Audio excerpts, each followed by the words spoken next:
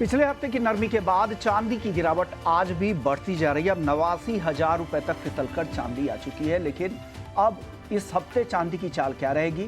सोना हालांकि आज यहां पर थोड़ी तेजी जरूर दिख रही है। कच्चा तेल फ्राइडे के सत्र में 3% टूटने के बाद अब यहां पर हल्की रिकवरी की कोशिश हो रही है। सीज फायर को लेकर क्या डेवलपमेंट है और इस हफ्ते नॉन एग्री का मार्केट क्या कुछ रहेगा?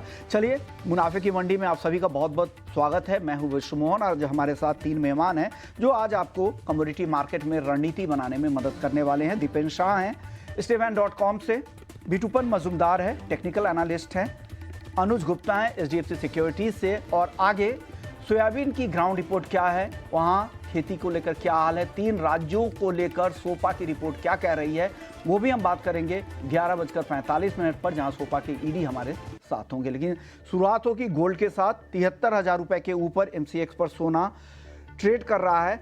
क्या लग रहा है बिटूपन, आप पहले बताइए किस तरह की चाल आज दिख रही है और पूरे हफ्ते दिख रही है आपको? देखिए विश्वमोहन जी, हम लोग तो गोल्ड में बुलिश ही थे। हम्म। तो सिनेरियो क्या हो रहा है ना, टॉप लेवल पे यहाँ पे सस्टेन नहीं कर पा रहा। अगर यहाँ पे हम लोग भी देख रहे हैं, जो स्पॉट गोल्ड 2450 का ब्रेकआउट देने के बाद ये सस्टेन नहीं कर पा रहा है, और यहाँ पे जो हायर लेवल पे स्पॉट डिमांड भी नहीं आ पा रहा है। तो कहीं ना कहीं मार्केट बैरिश नहीं है, लेकिन शायद ऐसा हो कि थोड़ा मार्केट रेंज ही हो जाए, क्योंकि ये भी टॉप रेंज है। यहाँ से पुल बैक लेके शायद थोड़ा नीचे लेवल पे थोड़ा सस्टेन कर जाए ओवरऑल। तो मैं नहीं मान के चल रहा हूँ कि यहाँ पे कोई फ्रेश बाइंग करना, क्योंकि ऑलरेडी मार्केट ने टॉप दिखाया है फिलहाल के लिए। और जब तक ये 2500 के ऊपर सस्टेन नहीं करता है, मुझे नहीं लग रहा कि फर्दर और ज्यादा तेज पे रहना चाहिए। यहाँ पे मुझे लग रहा है कि थोड़ा बाजार रेंज बाउंड हो जाएगा, थोड़ा करेक्ट करेगा। अभी जो M6 वाला जो भी गोल चल रहा है 73,000, ये अगर ट्रेडिंग परस्पेक्टिव से लिया जाता है तो मेरे हिसाब से 70,300 400 के आसपास सेलिंग बन जाएगा। 72,000 तक भी बाजार आ सकता है। तो यहाँ पे मेरे हिसाब से अभी sale on pull back will be safer. Same scenario with the silver. Silver में थोड़ा वीकनेस कंपैरेटिवली ज्यादा है गोल्ड से। हम्म। 93,000 94,000 के आसपास बाजार इतना सस्टेन नहीं, 93,000 के आसपास बाजार सस्टेन नहीं कर पा रहा है। अभी 90,000 के बिलो चल रहा है। तो ओके। यहाँ पे भी वही सिनारियो है, पुल बैक में ही मेरे हिसाब से ट्रेडर के लिए पुल बैक पे सेल लेना चाहिए इसी वीक के लिए, और यहाँ पे लॉन्ग नहीं बनाना चाहिए फिलहाल के लिए। ओके, फिलहाल लॉन्ग ना बनाए, ये सलाह बिटूपन की तरफ से गोल्ड और सिल्वर में। और गोल्ड भी देखिए ऊपरी स्तरों से अब दबाव यहां पर दिख रहा है, फिसलकर 73,000 रुपए तक आ चुका है। ऊपरी स्तरों से देखिए तो करीब करीब 200 रुपए तक की नरमी गोल्ड में आज आ चुकी है। अभी भी हल्की तेजी जरूर दिख रही है लेकिन अब बिल्कुल सपाट होता जा रहा है। तो यहाँ करंट लेवल है, उससे 300-400 रुपए ऊपर मिले तो गोल्ड बेचे, ऐसा बिटूपन को लगता है। और नीचे फिर से ये फिसलकर 72,800 तक इंट्राडे में आ सकता है। और चांदी में भी यही रुख है कि ऊपर में जब पुल बैक में आप बेच कर ही जाए। अनुज जी, आप क्या सलाह दे रहे हैं गोल्ड और सिल्वर में? Vishwanath ji, good morning. देखिए, लास्ट वीक हायर लेवल पे एक प्रॉफिट बुकिंग आता हुआ दिखाई दिया।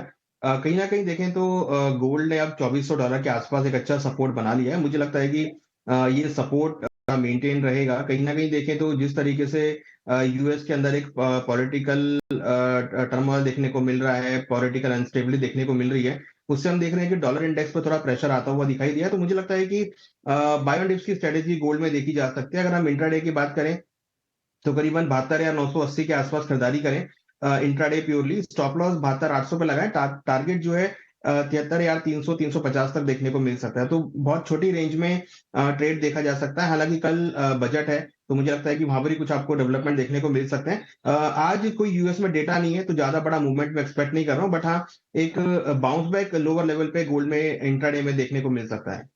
तो बिल्कुल जो टारगेट बिटूपन ने नीचे की तरफ दिए थे अपनी सेल कॉल में, वो स्टॉप लॉस है यहाँ पर अनुज जी का। अनुज जी को लगता है जो बाइंग का लेवल बिटूपन ने दिया था, सेलिंग का लेवल 72,400 पे, वो लेवल उनके टारगेट है। यानी ये रेंज में बाजार रहेगा जैसा बिटूपन कह रहे थे। और यानी आप नीचे खरीद सकते हैं या ऊपर में जाकर बेच भी सकते हैं। तो ये आज के लिए जो 400-500 रुपए का रेंज है, 72,800 से 73,400 का, इस रेंज के किस तरफ आपको ट्रेड करना है, ये आपको ध्यान में रखना चाहिए। दीपेन जी, आप अब क्लियर कीजिए, आपका व्यू क्या है गोल्ड और सिल्वर को लेकर? देखिए, सबसे पहले तो शो पे बुलाने के लिए आपका धन्यवाद। मैं थोड़ी क्लैरिटी बता देता हूँ। अगर आप देखेंगे तो हमने पिछले हफ्ते भी साइडलाइंस पे खड़े रहने की सलाह दी थी, और इस बार भी हम यही सलाह दे रहे हैं, बिकॉज हमें लग रहा है कि अगस्त सितंबर के महीने में आपको अच्छी खासी गिरावट गोल्ड के प्राइसेस में देखने मिल सकती है।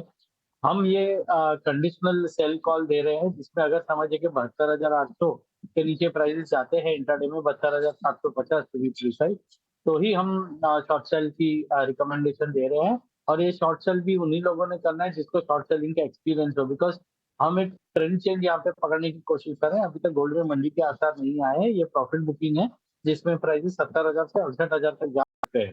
लेकिन जब भी आप अगेंस्ट द ट्रेंड ट्रेड करते हैं तो आपको शॉर्ट सेलिंग की एक्सपर्टीज होना जरूरी है, ताकि अगर ट्रेड आपके अनफेवर में जाता है आप जल्दी से एग्जिट कर सके। तो अगर आपको शॉर्ट सेलिंग की एक्सपर्टीज नहीं है तो कृपया इंतजार करें। 70,000 से 68,000 के आसपास के प्राइसेस का वहां पे खरीदारी करने की कोशिश करेंगे। जब भी वो लेवल्स आएंगे तभी देखेंगे, लेकिन अभी एट द प्रेजेंट मोमेंट 72,800 के नीचे कंडीशनल शॉर्ट सेल है और ये ट्रेडिंग रिकमेंडेड। तो यहाँ पे शॉर्ट सेल की सलाह दीपेन जी की तरफ से आ रही है। चलिए कच्चे तेल की बात कर लेते हैं। फ्राइडे के सत्र में 3% तक की गिरावट दिखी थी, हालांकि आज हल्की तेजी यहाँ पर दिख रही है। क्या लग रहा है बिटूपन यहाँ से आपको कच्चे तेल की चाल? ट्रेडर्स के लिए क्या सलाह है? अगर ऑप्शंस में कोई रणनीति हो तो वो भी बताइएगा।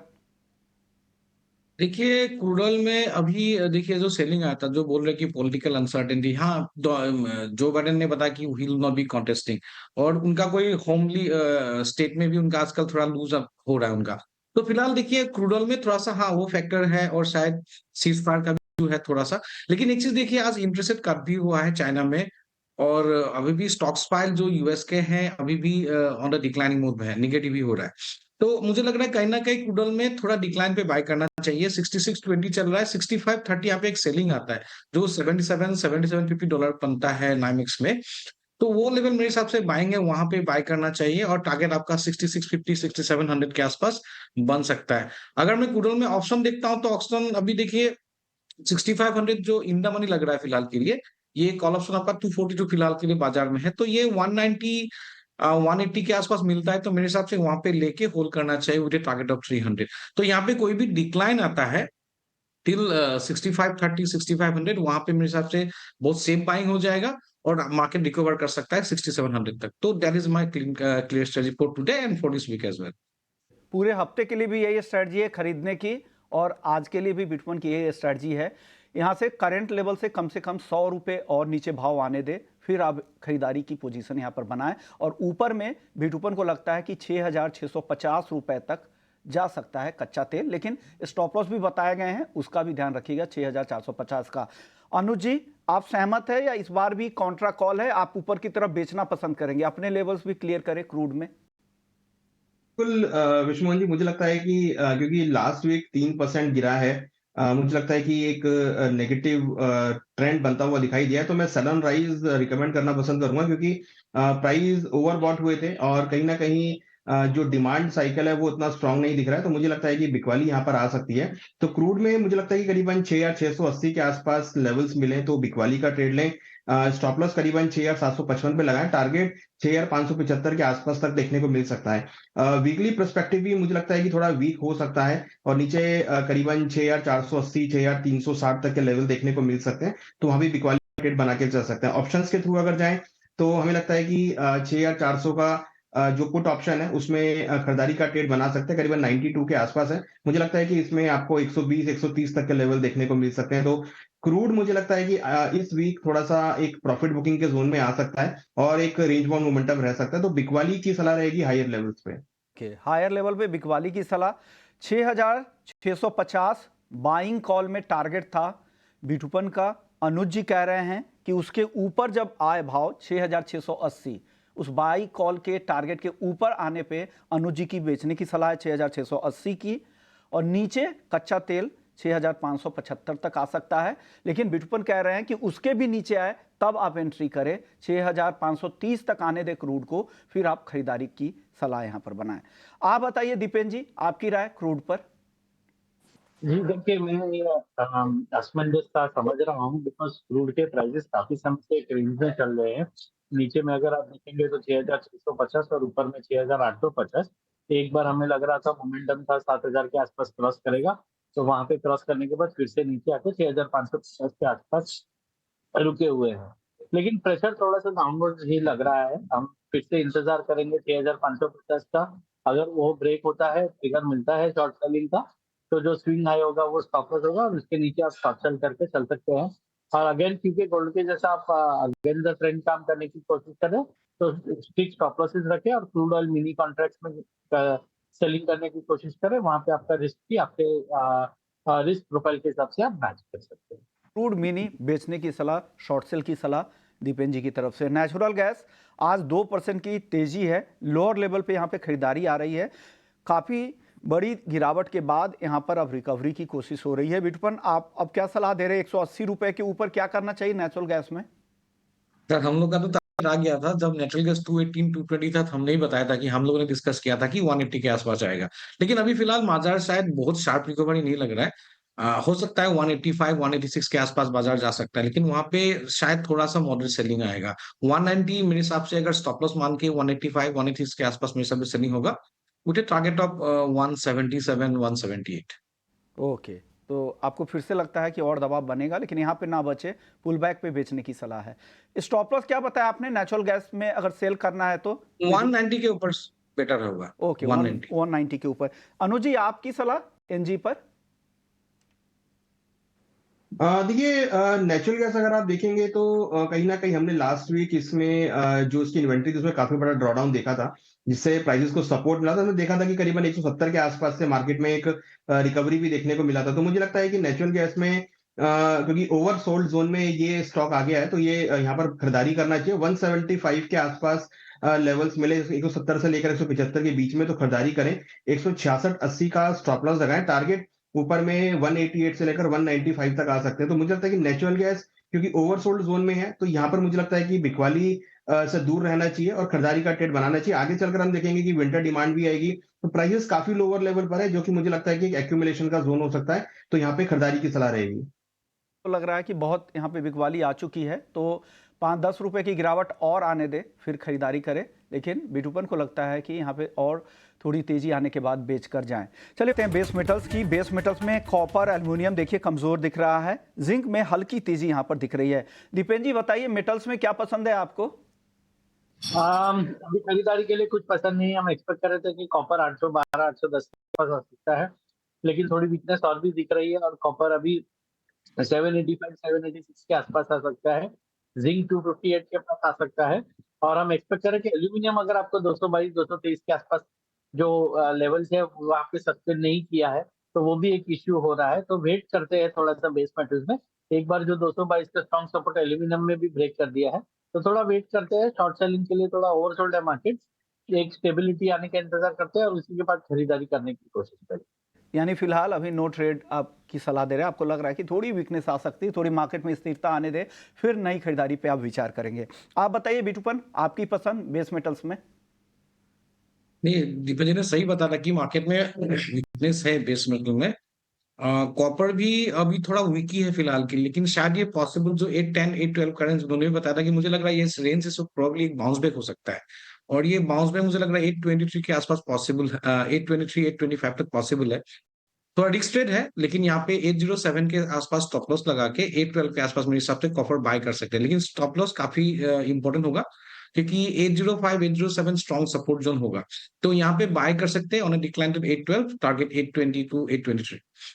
नहीं, आपको लग रहा है कि कॉपर हालांकि रिस्की ट्रेड होगा, लेकिन 807 के स्टॉप लॉस के साथ खरीदारी कर सकते हैं। अनुज जी, आप सहमत है इस कॉल के साथ? कॉपर खरीदना चाहिए आज? देखिए, बिल्कुल खरीदारी करना चाहिए, क्योंकि हमने देखा है कि ओवरसोल्ड जोन में और करीबन पूरा हफ्ता इसमें गिरावट रही है। प्राइस टेक्निकल चार्ट पे ओवरसोल्ड जोन में आया है, तो मुझे लगता है कि इसमें खरीदारी का ट्रेड बनाना चाहिए। स्टॉप लॉस जो है करीबन 815 के आसपास का लगाएं। टारगेट हमें लगता है कि 820 826 तक देखने को मिल सकता है। वीकली बेसिस पे हमें लग रहा है कि इसमें एक रिकवरी आ सकती है और प्राइस ऊपर 830 तक जा सकते हैं। तो बाउंस बैक है। ओवरऑल मुझे लगता है कि 812 एक अच्छा सपोर्ट है, जिसका एज ए स्टॉप लॉस लेकर पोजीशन को होल्ड करना चाहिए। ऊपर में 830 835 तक के टारगेट भी देखे जा सकते हैं। तो खरीदारी की राय दोनों एक्सपर्ट्स की तरफ से कॉपर में। चलिए, लेकिन अब बात करते हैं सोयाबीन की। और सोयाबीन की रिपोर्ट के साथ हमारे साथ soybean processors association of India के ईडी डीएन पाठक साहब मौजूद है। शुक्रिया पाठक जी, आपने वक्त निकाला। सबसे पहला सवाल मेरा होगा, आप लोगों की जो सर्वे है, कितने राज्यों में आप लोगों ने सर्वे की है? बुआई के जो नंबर है, खेती के नंबर है सोयाबीन के एरिया के, वो क्या संकेत दे रहे हैं? क्या सरकार के जो एरिया सरकार ने जो जारी किए थे उसके आसपास ही है या कम या ज्यादा है सर? देखिए, सरकार का एरिया थोड़ा ज्यादा है, सरकार कह रही है अभी और बढ़ेगा, जो उन्होंने अभी तक आंकड़े दिए हैं वो भी करीब 1 हफ्ते पुराने होते हैं, क्योंकि टाइम लगता है उनको, थोड़ा उनका ज्यादा रहेगा। हमारा एरिया थोड़ा सा कम है, लेकिन पिछले साल के मुकाबले ऑलमोस्ट सेम है, जितना सोयाबीन का होना चाहिए था। कुछ एरिया शिफ्ट हुआ है कॉटन में और पैडी में, सॉरी पैडी और मेज में मध्य प्रदेश में, लेकिन उसके बदले महाराष्ट्र में एरिया शिफ्ट हुआ है सोयाबीन में, कॉटन से और गन्ने से। तो ओवरऑल मिला के पिछले साल के मुकाबले सेम है सिचुएशन, कोई ज्यादा कम नहीं है। सर 118 लाख हेक्टेयर के आसपास पिछले साल बुआई हुई थी, क्या उसी आसपास में है या आगे कुछ और एरिया बढ़ेंगे कि अब इसी आसपास में रहने वाले हैं पूरे सीजन में? नहीं, एरिया मुझे लगता है बुआई हो चुकी है, कहीं बुआई बची नहीं है, तो एरिया इससे ज्यादा और बढ़ने की उम्मीद नहीं लग रही है। हमारा तो क्योंकि सर्वे फिजिकल हुआ है, डेटा कलेक्शन हमने पॉइंट से किया है, घूम के किया है, तो इसमें कोई और ज्यादा बढ़ने की उम्मीद नहीं है एरिया में। ओके सर, हालांकि बहुत अर्ली होगा इसके बारे में पूछना। उत्पादन को लेकर क्या आप लोगों का इनिशियल कुछ एस्टिमेट है या अगली रिपोर्ट में आप ये लोग बताएंगे? ये तो वाकई बहुत जल्दी है अभी बताना कि उत्पादन कितना होगा। अभी ये कहता हूँ क्रॉप की कंडीशन बहुत अच्छी है, अगर मानसून ऐसे प्रोग्रेस करता रहा, कोई अनएक्सपेक्टेड बीमारी नहीं लग गई या सूखा नहीं पड़ गया, अतिवृष्टि नहीं हुई, तो क्रॉप बहुत अच्छी रहेगी। ओके बहुत अच्छी रहेगी। सर कौन से ऐसे राज्य है जहां पे आपको लग रहा है कि जहां बुआई एरिया बढ़े हैं और कहां पर कम हुई हैं?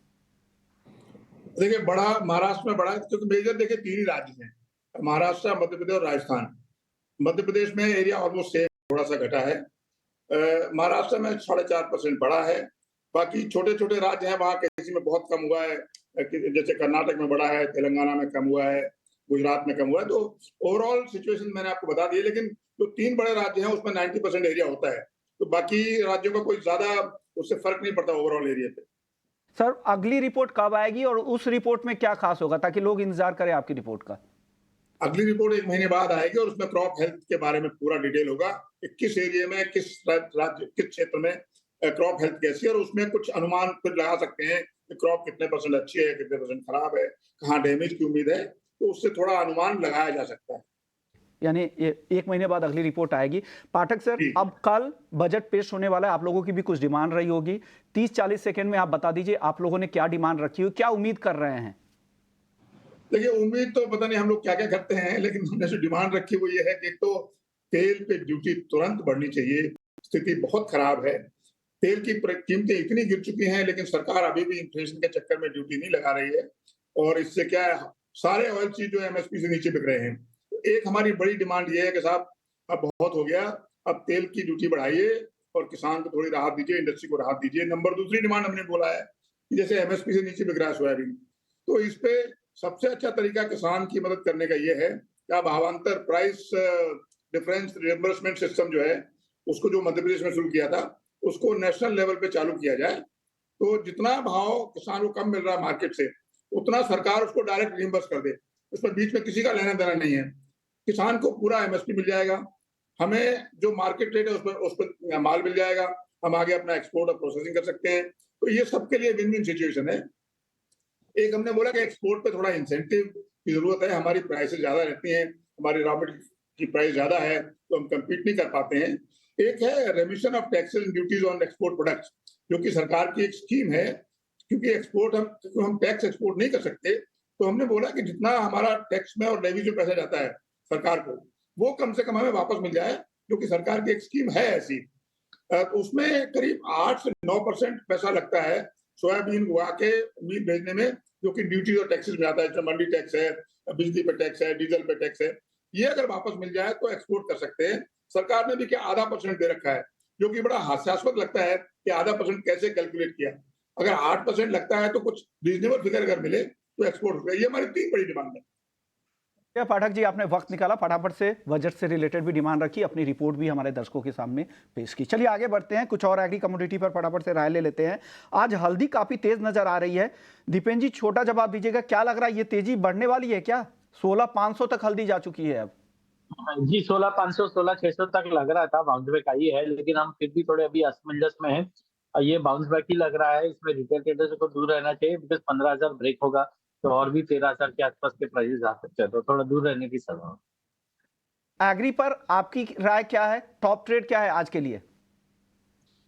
एग्री में अगर आप देखेंगे तो कैस्टर सीड पे ध्यान दीजिए, कैस्टर सीड बहुत ही अच्छा मोमेंटम दिखा रहा है, कैस्टर सीड में खरीदारी कर सकते हैं। ओके, अनुज गुप्ता जी आपसे मेरा सवाल था, एग्री मार्केट पर आपकी राय क्या है? देखिए मॉनसून का इम्पैक्ट है। मुझे लगता है कि मार्केट अभी रेंज में रहेगा। हालांकि हमने लोअर लेवल से रिकवरी आते हुए देखी है, बट फिलहाल अभी क्लैरिटी बिल्कुल भी नहीं आ रही, क्योंकि स्विंग एक्टिविटी बड़ी है। मुझे लगता है कि अभी फिलहाल मार्केट रेंज में रहेगा। मसालों में मुझे लगता है कि हायर लेवल पे अगेन दबाव देखने को मिल सकता है। ओके, तो ये राय है मसालों को लेकर। चलिए, शुक्रिया अनुज जी आपका, दीपेन जी आपका, विडुपन आपका, आप लोगों ने वक्त निकाला।